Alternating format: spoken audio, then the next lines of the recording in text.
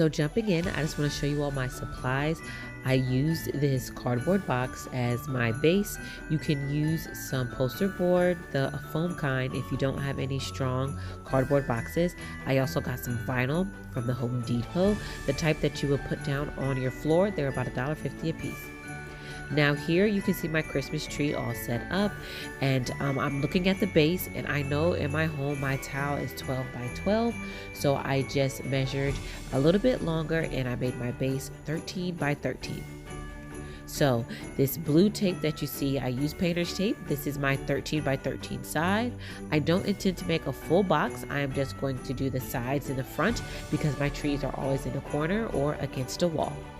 So I just measured this out for the painter's tape for the length that I want on each side, and for how tall I want it.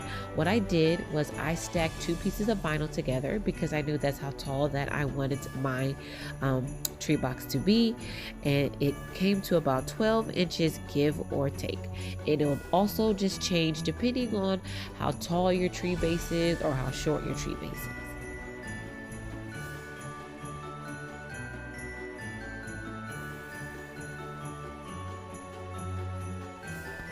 So here, as you can see, I'm just going across the cardboard box, and I'm just making marks at 12 inches high all the way across so that I can cut it.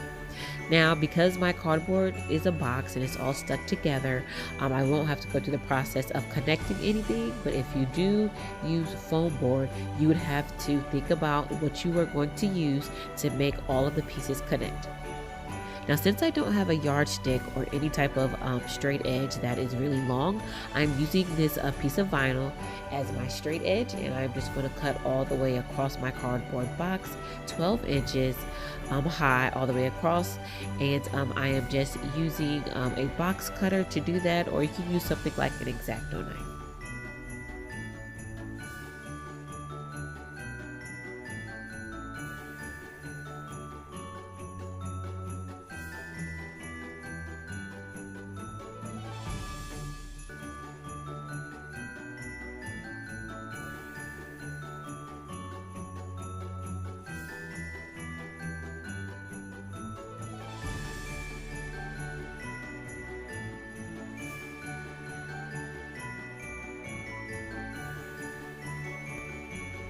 So now that I've cut across and I know how high it's going to be, I'm going to cut out my cardboard base out of this cardboard box, and I'm just using some really old rusty scissors, and I'm just trying to cut everything out.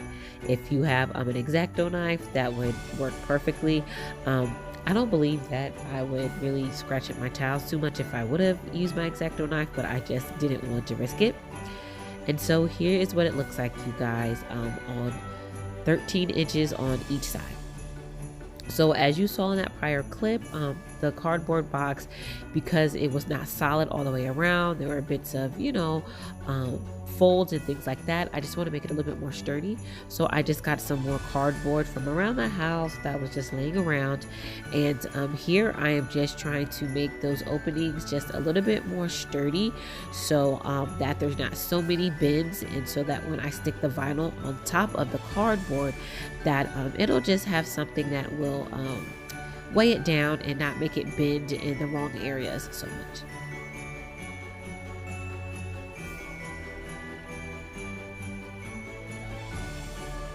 Now, as I said, if you have foam board, some processes might be a little bit easier since it's straight on every side, but you would also have to, as I said, consider the connections. And if you can see my blue tape, the painter's tape, those are the connections that I'm speaking of.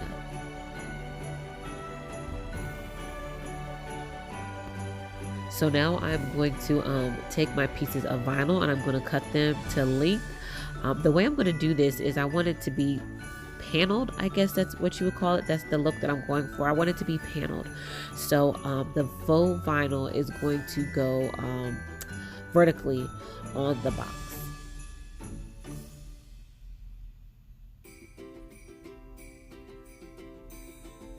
So faux vinyl for your floor is really easy to work with. Like I said, I don't have any professional tools. These are just some little crafter things that I have, and just scoring each side pretty toughly will have the vinyl just, you know, break very easily in half.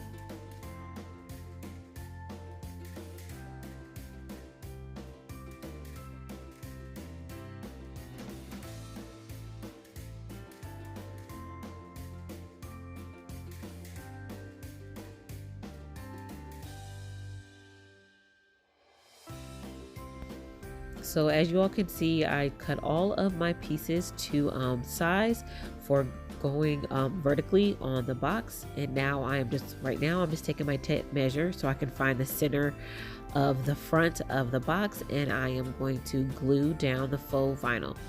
It does have a sticky back, but I would suggest just a couple of dabs of hot glue just so that it can stick instantly to the cardboard.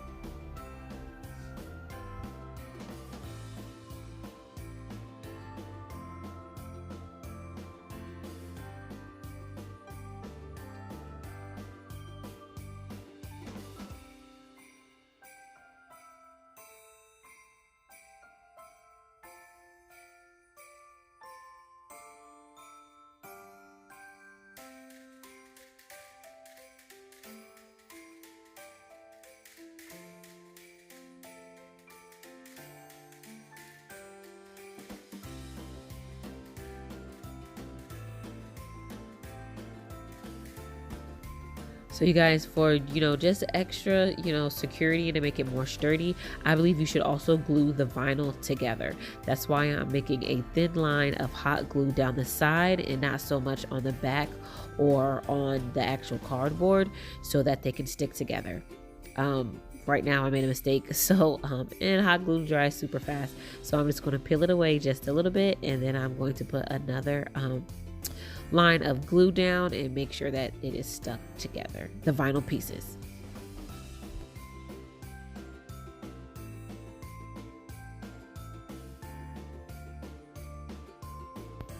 Also, you guys, I just want to tell you, please take off the painter's tape. I didn't pay attention and I didn't take it off as I started to glue the vinyl up there, but I don't want y'all to make the same mistakes. And I did see a little bit of blue shining through, or I can see it through the pieces of my vinyl together, so make sure you take those off because it will show through.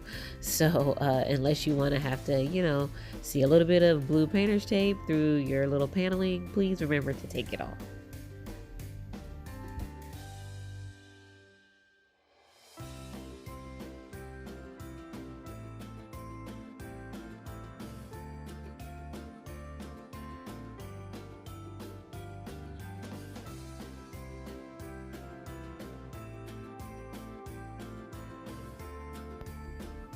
So you guys, now that it's complete, I'm showing you here how I intend to have the box fold for storage, and just showing you those small lips on the side, and that little bit of leftover on the edges, you all don't worry about it. I believe that you should definitely leave it there for a more seamless look. To tell you the truth, I cut my little edges off and I regret it. So please don't make that mistake. You're going to have some hangover on the edges, and it's perfectly fine. When you fold it, it won't be that big of a deal. And when you set the box up, it'll give you a more seamless look. So what I'm doing right now is I'm cutting some more vinyl, because I don't want it to look just like horizontal panels just going up and down. I just want it a little bit more interesting, a little bit more character. I will have a piece of vinyl going horizontally across the top and the bottom of the box, and right now I am just cutting it to size. What I did, when you saw me bend over, I just took a measurement of my front of the box I took the measurement horizontally so that I can cut these horizontally and stick them on. I know I'm talking a lot and explaining it. It sounds a little crazy, but momentarily you will see me glue these vinyl pieces horizontally on the bottom and the top of the box, and it'll make a lot more sense.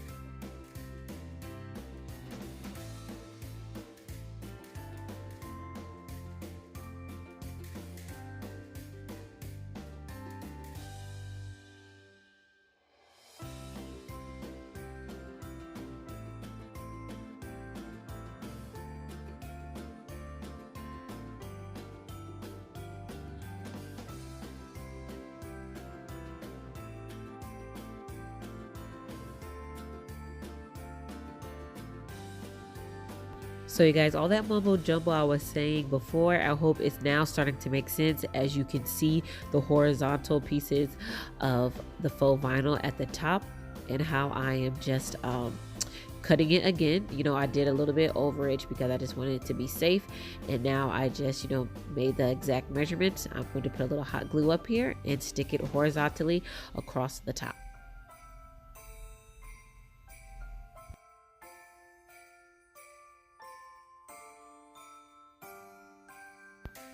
So now that you all have seen me do the front of the box, right now I am just going in and I'm going to start to cut the vinyl for the sides. All of this is just kind of redundant and self-explanatory, so I'll just let you all listen to the Christmas music as I cut.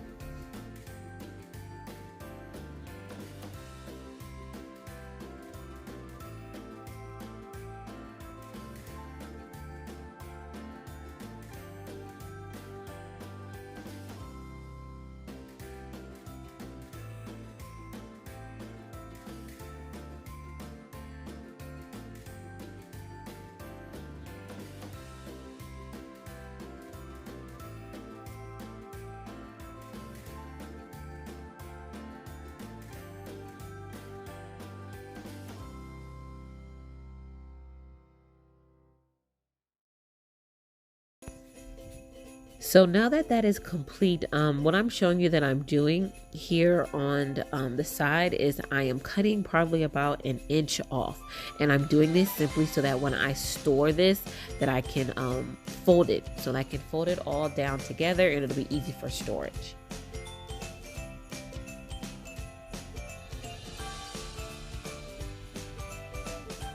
You all see now, this is what I mean. Just so I can fold it inside itself and it'll store easy anywhere in my garage or my shed.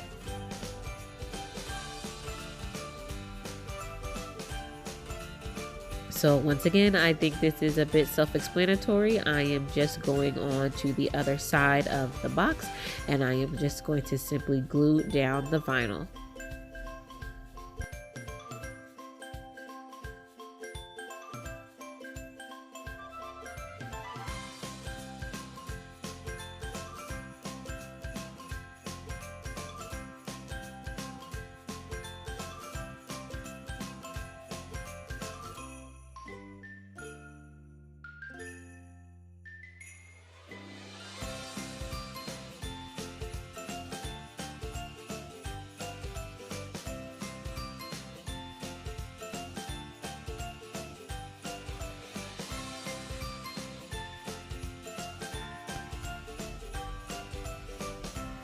So here we are, you guys, in the home stretch. This is the last side of the box that I have to do, and I'm just going to put my horizontal, pieces of vinyl across the bottom and across the top. As I said, I just didn't want it to be straight up and down panels. I wanted to have a little bit more character.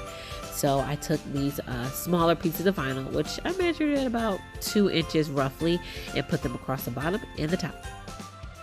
So you guys, if you can remember from when I told you not to cut the lips off the front edge, this is what I meant, because there's this huge space there. I never cut out my mistakes because I want you all to learn from them, and I want you all, if you're going to copy this, to take all the things in consideration that I didn't. This is what the inside of it looks like. My tree is not completely fluffed out yet, but I believe that once you do that, you won't be able to see half of the space that you do currently with, you know, this demonstration that I'm showing you. So you guys, even including the mistakes, I'm really happy with this. I think it's so cute. I love the rustic theme in pretty much everything that I do. Going to the store to buy something like this, even though it would be perfect, would run you at the bare minimum $40 to $50, and I made this for under $20. I hope you all enjoy this DIY, and I'll see you in the next one. Bye.